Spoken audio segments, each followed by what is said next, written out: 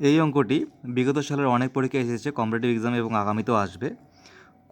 কোনো পরীক্ষায় 40% পরীক্ষার্থী অঙ্কে এবং 30% পরীক্ষার্থী ইংরেজিতে অনুত্তীর্ণ হয়। যদি উভয় বিষয়ে 20% পরীক্ষার্থী অনুত্তীর্ণ হয় তাহলে উভয় বিষয়ে উত্তীর্ণ হয় কত? দেখো, 40% পরীক্ষার্থী অঙ্কে ফেল করে এবং 30% পরীক্ষার্থী ইংরেজিতে ফেল করে, আর উভয় বিষয়ে ফেল করে 20%। তাহলে পাশ করেছে কত উভয় বিষয়ে? দেখো, অঙ্ক ইংরেজিতে যত ফেল করে তো সেটা আমরা যোগ করবো। তো অঙ্ক আর ইংরেজিতে কত? অঙ্কে 40 আর ইংরেজিতে কত? 30। তার মানে টোটাল কত?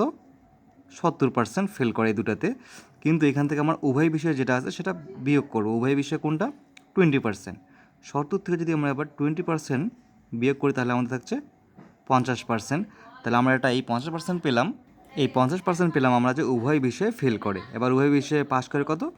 100 থেকে 50 বিয়োগ, তার মানে 50%। অ্যান্সার হবে বি।